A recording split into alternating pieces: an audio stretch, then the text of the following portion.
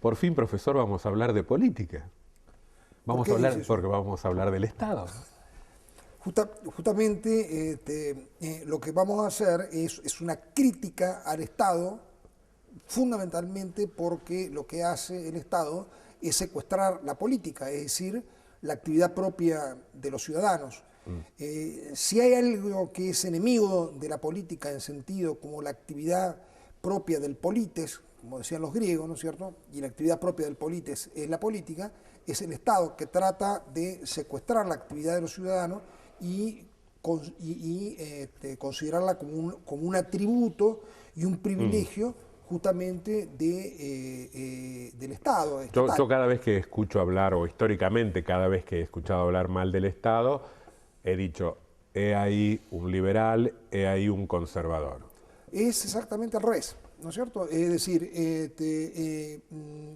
solamente puede existir algo así como liberalismo porque existe el Estado en el sentido moderno. ¿Qué es el liberalismo? El liberalismo no es otra cosa que la concepción comercial de las relaciones intersubjetivas de la sociedad civil, en donde los individuos posesivos lo que hacen es intercambiar bienes y servicios, y como ese intercambio de bienes y servicios puede ser defraudado, necesariamente tienen que resignarse a la existencia de una institución, que es la institución del Estado, que por lo menos tiene que ser el garante de los contratos privados y aquel que de manera coactiva, de manera violenta, asegure la existencia de la propiedad privada. Usted dice, lo aceptan de mala gana. Es decir, vamos a poner la cuestión en una perspectiva de carácter histórico. El Estado siempre ha sido considerado una criatura monstruosa. No ha habido algo así como devotos inmediatos del Estado, ya vamos a decir quiénes son, ¿no? Pero el Estado es una institución que necesita la explicación de que cómo puede ser que un hombre libre podría aceptar que le den órdenes de una manera unilateral, bajo qué legitimidad, bajo qué justificación alguien me podría a mí prohibir o ordenar hacer algo que yo puede ser que no quiera. Bueno, un señor Hobbes escribió algo sobre Sí, esto. claro, bueno, pero antes lo que me parece que habría que llamar la atención es sobre, y Hobbes es el que utiliza esta palabra, ¿no es cierto?, que el Estado ha sido considerado un dios sobre la tierra, y al mismo tiempo un dios mortal, que es esto una buena noticia, ¿no es cierto? Es decir, que la idolatría del Estado, el hecho de que el Estado haya sido considerado algo que sea santo, que sea algo sacro, ¿no es cierto?, remite a su historia, y de eso nos vamos a ocupar dentro de un momento. Pero es bueno recordar a Hobbes porque todos los que somos enemigos del Estado y que consideramos que el Estado, una vez nació con la agricultura, ¿no es cierto? Y algún momento tendrá que terminar y acabar y desaparecer. No es eterno el Estado. No, desde luego que no. Es decir, el Estado, su pronóstico es que tendrá que ser arrumbado junto con el hacha de bronce y la rueca, como algo que fue en algún momento de la historia de la moral de la humanidad necesario. Es difícil pensarlo. Sí, si entendemos cuál es la naturaleza del Estado, nosotros vemos que el Estado es la institucionalización, por un lado, de la violencia y de la coacción, ¿no? Por un lado, ¿no? Por otro lado, la institucionalización de la desigualdad, ¿no es cierto?, y del privilegio. De modo tal que la institución del Estado niega los principios morales básicos que, por otra parte, son los principios básicos que la propia revolución burguesa se fijó como las metas para alcanzar la autorrealización de la humanidad, a saber, la libertad, a saber, la fraternidad y a saber, la igualdad. Ahora, en la metáfora del contrato, del pacto, de lo que piensa Hobbes, digamos, el Estado viene a ser, pongámoslo en estos términos, un paso adelante en cierta evolución de la historia. Sí. Es preferible al estado de naturaleza. Exactamente, y no solamente al estado de naturaleza, sino también a otras instituciones que desde el punto de vista moral son más inmorales que el Estado, por ejemplo la familia. Por ejemplo, la familia es una institución como comunidad, es una elemental en el sentido de Yo desde chiquito escuché que la familia es la célula básica de la sociedad, profesor. Me parece que usted ha escuchado personas que son particularmente conservadoras e incluso reaccionarias, pero la familia es una institución casi biológica en el sentido en que uno pertenece a la familia por la naturaleza de su cuerpo. Entonces, si usted tiene un cuerpo viejo, o si usted tiene un cuerpo niño, si usted tiene un cuerpo femenino, si usted, de modo tal que es una institución que está fronteriza con la naturaleza, y las únicas relaciones que permite, las únicas relaciones son las relaciones de carácter del parentesco, y las únicas diferenciaciones son estas diferenciaciones básicamente por la naturaleza del cuerpo. De hecho, el Estado surge en la medida en que logra sobreponerse a las tribus, a las organizaciones gentilicias. No obstante lo cual, usted no puede verlo sino como una herramienta violenta y de opresión. Bueno, no cabe ninguna duda, es decir, si uno ve que a lo largo de la historia, de hecho, el Estado ha estado a favor de los amos en contra de los esclavos, a favor de los señores en contra de los siervos y a favor de los propietarios en contra de los desposeídos, ¿no es cierto? Uno ve que es una institución que lo que hace es legitimar las relaciones de opresión.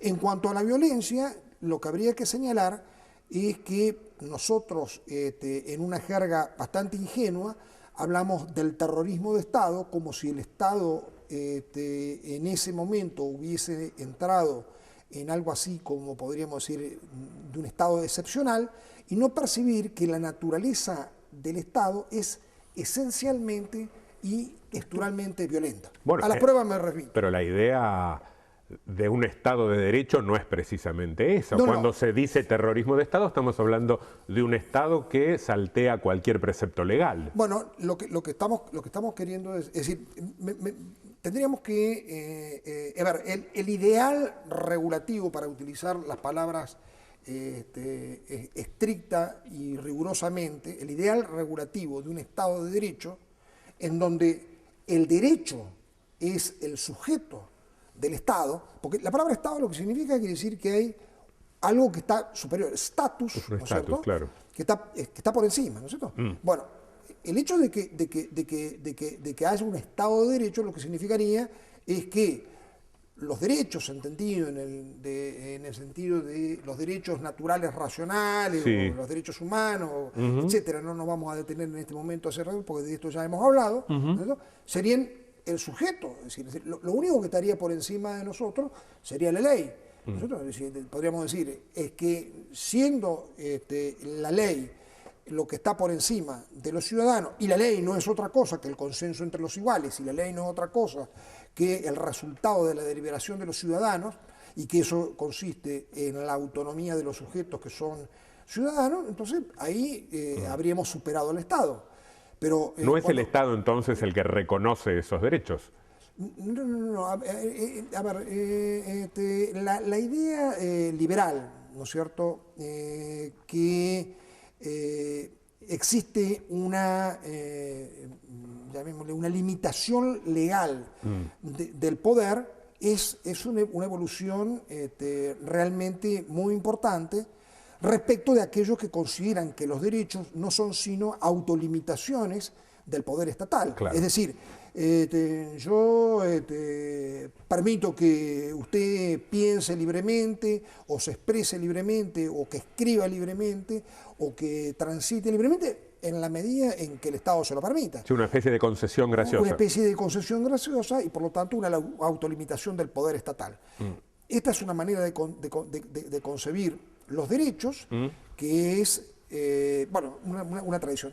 Pero a mí lo que me interesa es decir que ha habido los liberales que se han resignado al poder estatal, están los socialistas en las diversas formas, llamémosles anarquistas, comunistas, socialistas, etcétera, etcétera, que siempre han visto con una gran lucidez que el Estado es un instrumento de opresión social, y finalmente los únicos que han sido devotos del Estado han sido los fascistas. Es decir, solamente el fascismo ha considerado que todo debe hacerse por el Estado, todo debe hacerse para el Estado, que nada debe hacerse contra el Estado. Después de la pausa yo le voy a poner en discusión esa idea. Muy bien. Me decía usted, profesor, los liberales lo aceptan de mala gana, resignadamente. Los socialistas, me dice usted, muy lúcidamente, no pueden sino ver el Estado como una herramienta de opresión, y solo los fascistas lo reivindican. Yo conozco mucha gente que en la acción política, pero también desde un plano más bien teórico, dicen: el Estado es un instrumento, es una herramienta. Mediante el poder del Estado podemos transformar la realidad, las relaciones de poder, podemos combatir a, si usted quiere, los burgueses. Bueno, tendríamos que distinguir muy lúcidamente, porque me parece que las cosas presentadas, ese argumento presentado tal como está presentado, tiene una serie de dificultades. Cuando viene la crisis social, que es la crisis social originada en la sociedad capitalista, podemos ver la ocasión de una crisis que conduzca a una transformación revolucionaria de la sociedad, y en ese caso lo que tendríamos es, entre comillas, la dictadura del proletariado, que sería un régimen de transición entre la sociedad capitalista y la sociedad socialista, incluso la sociedad comunista. Esto sería una posibilidad. Pero puede ser que la crisis social se resuelva de otra manera. Por ejemplo, con la aparición de un régimen bonapartista, y un régimen bonapartista es aquel que tiene la ilusión de terciar en el conflicto social y presentarse como una alternativa respecto de relativa autonomía. Supone la autonomía. Supone la autonomía. Supone la autonomía, es decir, solamente puede existir bonapartismo en la medida en que el Estado ha adquirido autonomía. O si no, directamente, si la crisis es realmente grave, el régimen ya no es bonapartista, sino que es directamente fascista. Claro. Tanto el fascismo como el bonapartismo son soluciones reaccionarias respecto de la crisis de la sociedad civil o de la sociedad burguesa. Entonces, me parece que atribuir al poder estatal esta ambigüedad en donde nosotros podríamos confundir lo que es una dictadura del proletariado con lo que es el nazismo o el fascismo o el falangismo, me parece que sería una cosa que sería... Lo que sí me parece que es algo que habría que discutir es la ilusión que creó en un periodo breve histórico, ¿no es cierto?, porque ahora está francamente en crisis, es la ilusión que creó el Estado social, el Estado benefactor, el welfare state, ¿no es cierto?, que es una creación consciente de la socialdemocracia y de los socialdemócratas, que nadie discute que es una corriente política y filosófica política de izquierda, ¿no es cierto?, que confiaba que mediante un conjunto de reformas irreversibles se iba a llegar al socialismo ahorrándose el precio de la revolución, ¿no? Bueno, ahora estamos ante la bancarrota tanto de la política socialdemócrata, en otras palabras, Hollande o Zapatero hacen el ajuste, para decirlo así, no hay ninguna diferencia entre Sarkozy y Hollande, para referirnos a un tema conocido, actual, claro, ¿no es cierto? Por un lado, y además el hecho de que desde un punto de vista filosófico y político, la socialdemocracia ha terminado transformándose en algo así como la compañera de ruta de la sociedad capitalista, al punto tal de que ya no reivindica el programa del trabajo autónomo. Claro. Entonces, en ese sentido, el Estado benefactor, que está en crisis a escalas planetarias, por una simple razón, ¿no es cierto? Porque la crisis que llevó a la restauración capitalista en Rusia, en China y en Alemania democrática, lo que ha provocado no es la estabilización del capitalismo, sino su crisis. Por ejemplo, el hecho de que haya una mano de obra tercerizada y casi esclava lleva a que los obreros alemanes, holandeses y norteamericanos tengan que ganar lo mismo que un obrero chino. Está Por lo claro. tanto, el Estado benefactor a todas vistas está en crisis y una crisis terminal. Le pregunto, profesor, ¿sigue usted viendo en el Estado democrático incluso rémoras de ese Estado cuyo poder devenía de Dios o de una fuerza trascendente? Claro, es decir, cuando hablamos del Estado hay una tendencia a la idolatría, incluso a aquellos atributos que eran característicos del poder, la majestad, la dignidad, que eran los atributos del príncipe o del papa o del rey, ahora son trasladados a la institución del Estado. Entonces el que es majestuoso ahora es el Estado. Esto no es otra cosa que la secuela de lo que se conoce en la historia como el despotismo oriental, que identifica al gobernante con Dios, ¿no es cierto? Entonces, vamos a decir, el faraón es Dios, el inca es Dios, el emperador de la China o el emperador de Japón es Dios, y los